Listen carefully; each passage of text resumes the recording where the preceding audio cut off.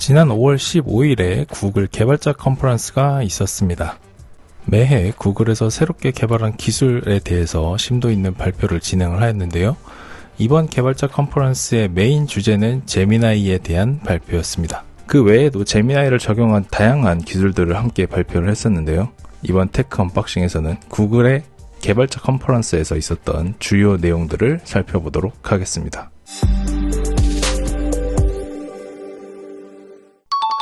처음 기조연설에서는 구글에서 현재 상황에 대한 설명들을 진행을 좀 했습니다.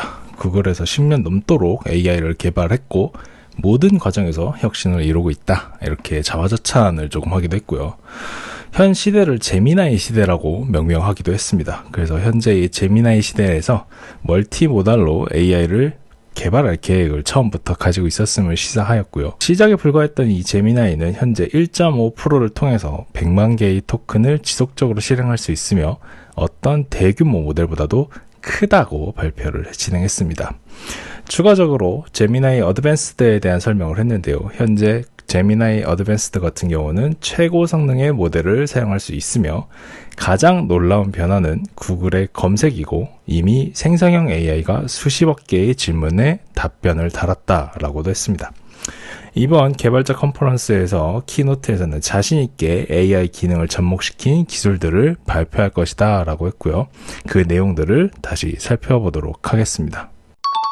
두 번째 주된 내용은 구글 딥마인드의 발표였습니다. 구글 딥마인드에서는 알파폴드 3에 대한 발표를 진행을 했었는데요. 이 알파폴드라고 하는 것은 단백질, DNA, RNA 구조를 분석하고 상호작용을 예측할 수 있는 기술을 가지고 있습니다. 이 알파폴드 3 같은 경우는 구글의 텐서 프로세싱 유닛인 TPU를 이용해서 개발을 하였는데, 이 TPU를 이용해서 제미나이의 네이티브 멀티모달을 이용하였고, 이를 통해서 제미나이 1.5 플래시를 개발하였다고 합니다. 기존 제미나이 1.5보다 비용을 좀 줄이고 효율성이 중요한 작업에 최적화된 모델을 개발을 하였다라는 거고요. 이 제미나이 1.5 플래시 모델 같은 경우에는 구글 AI 스튜디오와 버텍스 AI에서 최대 100만 개의 토큰으로 사용할 수 있다라고 발표하였습니다. 이와 같은 개발 내용들을 프로젝트 아스트라라는 이름으로 기술을 개선하고 새로운 모델을 생성하는 것, 그리고 확장성을 개척하는 것으로 집중적으로 진행하고 있다라고 했습니다. 이 프로젝트를 통해서 생성형 미디어 도구 중에 이미지를 생성하는 이매진3는 다른 이미지 생성 AI보다 높은 퀄리티의 산출물을 생성할 수 있음을 보여주었고, 이 외에도 뮤직 AI 샌드박스를 통해 다양한 음악 생성 작업이 가능한 것을 보여주었습니다. 추가적으로 영상 생성 모델인 VO를 발표하였고, 이 모델들 모두 AI 샌드박스에서 사용해 볼 수 있다라고 발표하였습니다. 다음은 구글의 핵심인 검색 엔진에 대한 부분입니다. 앞서 말씀드렸던 TPU를 활용한 내용들이 조금 있었는데, 이번에 구글이 안스로픽도 TPU를 활용해서 AI를 개발했다 하면서 설명을 한 내용이 있습니다. 이 TPU가 이번에 6세대 엔진이 발표가 되었고, 이름이 트릴리움이라는 이름으로 나왔는데, 이 TPU 같은 경우는 기존의 TPU 장비 혹은 다른 일반 GPU 장비보다 10배 이상 빠르지만, 물론 이건 조금 제한된 조건 하에 측정된 사항인 것 같습니다. 자, 이 TPU 같은 경우에는 구글 클라우드 플랫폼을 이용해서 사용할 수 있고요. 이 TPU는 벡터나 행렬 연산의 병렬 처리에 대해서 좀 더 특화되어 있습니다. 그리고 이 TPU 같은 경우는 모델의 실행뿐만 아니라 학습 과정에서도 8비트 정수 연산을 활용하는 것으로 알려져 있고요. 이번 컨퍼런스에서 6세대 TPU인 트릴리움을 발표를 하였고, 이 트릴리움은 클라우드 고객을 대상으로 2024년 말에 제공될 예정이다 라고 하였습니다. 추가로 지난달에 발표한 엑시온도 함께 제공이 되는데, 이 엑시온 같은 경우는 구글의 첫 번째 ARM 기반 CPU입니다. 그래서 CPU와 GPU를 모두 제공하게 되었고요. 이 구글의 검색 기술 역시 제미나이를 활용해서 검색 영역의 확장성을 확보하였다라고 합니다. 이 AI 오버뷰스를 통해 빠른 답변과 주제 요약, 깊은 탐색을 제공할 수 있게 되었으며, 올해 안에 많은 국가들에 제공할 예정이다 라고 했습니다. 이 AI 오버뷰스 같은 경우는 다중단계 추론을 통해 구글 검색을 처리하게 되고요. 궁금한 사항을 길게 작성하여 제시하였을 때 AI 오버뷰는 깊은 탐색과 추론을 통해 사용자가 원하는 답변을 제시할 수 있게 되어 있습니다. 문제 해결 순서를 조합하고 실시간 정보와 가장 높은 퀄리티의 정보를 조합하는 방식이고, 앞으로의 검색 방식은 텍스트만 지원하는 것이 아니라 영상으로도 가능하게 될 것이다 라고 발표하였습니다. 다음은 구글 워크스페이스에 대한 내용입니다. 다음 달 6월부터는 사이드 패널을 통해서 제미나이를 덧붙인 워크스페이스 기능을 이용할 수 있게 될 것으로 보입니다. 제미나이 인 미트 같은 경우에서는 자동 언어 감지나 실시간 자막 기능이 68개의 언어로 지원이 될 것이다 라고 하였고요. 제미나이 1.5 프로를 통해 다양한 가능성을 제공하게 되는데, 이날 발표에서는 Gmail에 적용한 것을 시연하였습니다. Gmail 내에서 메일 요약이 가능한 것을 보여주고, 이 요약된 내용의 프롬프트를 다시 작성하여 메일을 검색하고 해당된 내용을 요약하고 원하는 작업에 대해서 처리하는 것을 보여주었습니다. 해당 기능은 구글 랩 사용자들에게 이달부터 제공될 예정이다 라고 하였고요. 앞으로 이뤄질 작업들에 대해서 제미나이를 통해 자동화나 AI 어시스턴트의 역할을 위해서 지속적으로 개발할 것이다 라고 하였습니다. 여러분들께서 많이 사용하시는 구글 워크스페이스에 제미나이가 덧붙여져서 이제 업무의 어시스턴트와 자동화 처리가 일부 가능해질 것으로 예상됩니다. 올해 여름부터는 제미나이와 음성 대화를 나눌 수 있을 것으로 예상됩니다. 사용자의 필요에 맞게 제미나이를 맞춤 설정할 수 있는 새 기능도 함께 제공이 되고요. 이 새로운 기능 같은 경우에는 원하는 형식에 맞춰 인스트럭션을 설정해 두고 필요할 때 기능을 불러와서 사용할 수 있게 됩니다. 이것을 구글에서는 이제 잼이라고 부르게 되는데, 이 잼이라고 하는 것은 다양한 분야에 맞춰서 인스트럭션을 설정하고 사용할 수 있을 것으로 예상한다 라고 했습니다. 사실 이 기능 같은 경우는 이미 오픈 AI에서 플레이그라운드에서 이 인스트럭션 설정하고 나만의 챗봇을 만드는 것과 좀 유사한 기능인데, 잼은 기존에 제공되고 있었던 제미나이의 어플리케이션을 통해서 인스트럭션을 설정해 두고 그때마다 불러서 바로 사용할 수 있게 되었습니다.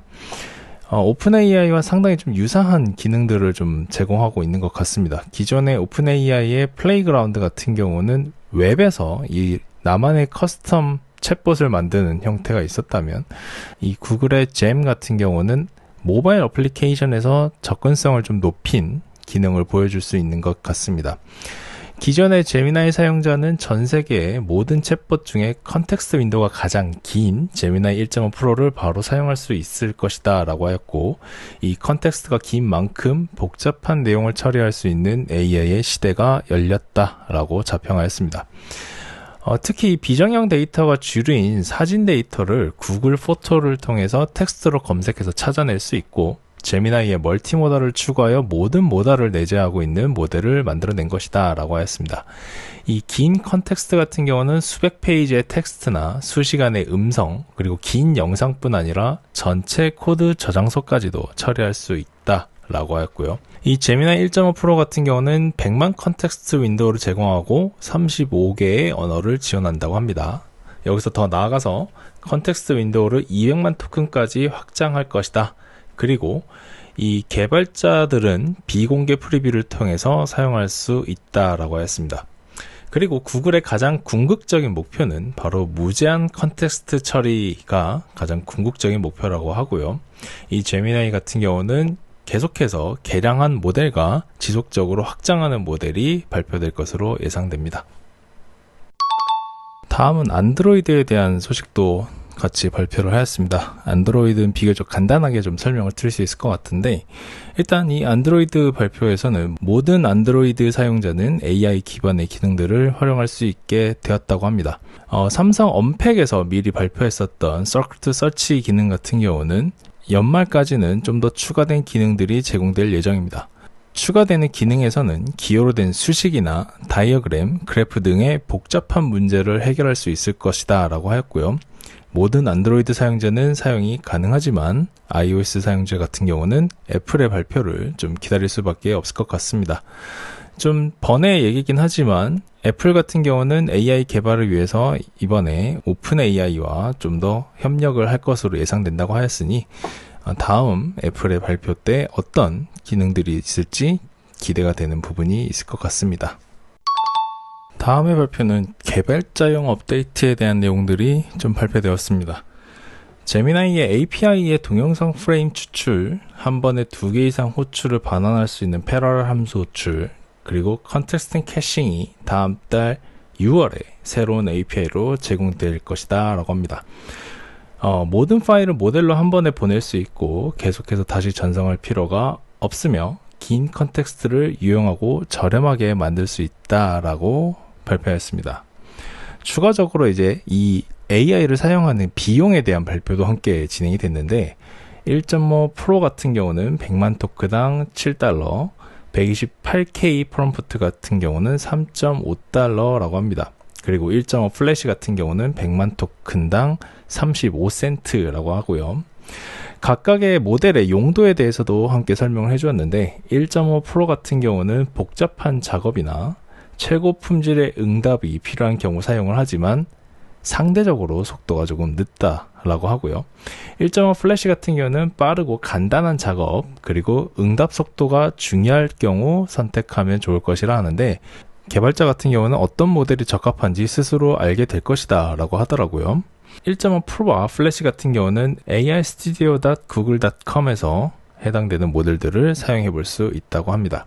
추가적으로는 구글의 모델 제품군인 젬마2를 소개하였는데 기존 젬마 같은 경우는 제미나이와 동일한 연구 기술 기반의 7B와 2B 모델을 제공하였는데 많은 개발자들의 요청에 의해서 좀 더 큰 모델을 개발하였다고 합니다. 그래서 6월에 새로 발표될 젬마2 같은 경우는 27B, 27억 개의 파라미터를 가지고 있는 모델을 제공할 것이다 라고 합니다.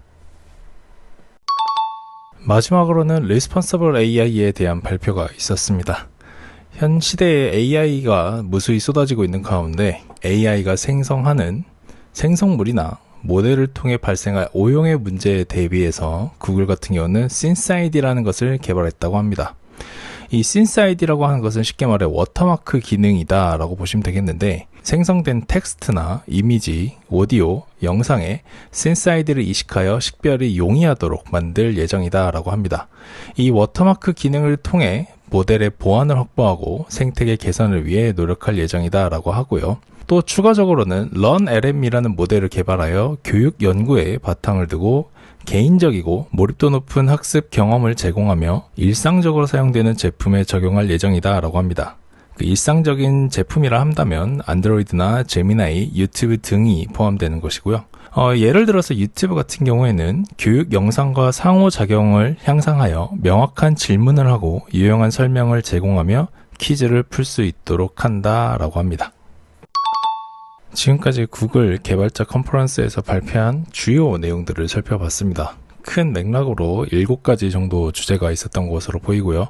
가장 핵심적인 내용은 구글에서 이번에 개발한 제미나이라고 하는 생성형 AI에 대한 부분이 가장 핵심이었던 것 같습니다. 그래서 제미나이를 이용한 다양한 베리에이션들을 보여주었고요. 그와 더불어서 하드웨어적인 부분으로도 개선된 다양한 모델들을 보여주었습니다. TPU라든지 CPU와 같은 형태를 보여주었고요. 다만 안타까운 것은 구글 개발자 컨퍼런스 이전에 오픈AI가 또 기습적으로 먼저 발표를 시행하면서 구글의 이 개발자 컨퍼런스가 약간 묻힌 느낌도 없잖아 있습니다.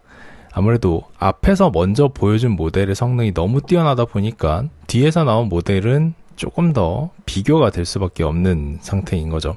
그렇다고 해서 구글에서 개발한 제미나이가 훌륭하지 않은 것은 절대 아닙니다. 오픈AI가 만든 GPT-4 옴니 모델도 마찬가지로 엄청나게 대단한 모델이고요. 두 기업이 모두 엄청난 AI들을 개발하고 가져왔기 때문에 앞으로의 AI의 개발 속도와 개발의 방향 그리고 앞으로 나올 신기술들이 어떻게 될지 또 주목이 되는 부분이 아닐까 싶습니다. 이제 남은 다른 기업들의 발표가 좀 기대되는 부분이 있습니다. 마이크로소프트 같은 경우는 빌드 2024 때 또 새로운 기술들을 발표할 것으로 예상이 되고요. 애플 같은 경우도 오픈 AI와 이제 새로운 협력을 다시 할 것으로 예상이 되다 보니까 어떤 신기술을 가져올지 그 기대가 조금 반영이 될 것 같습니다.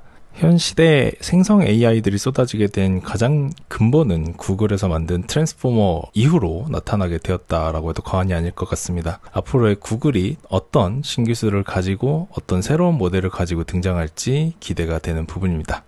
테크 언박싱 여기서 마무리하겠습니다. 감사합니다.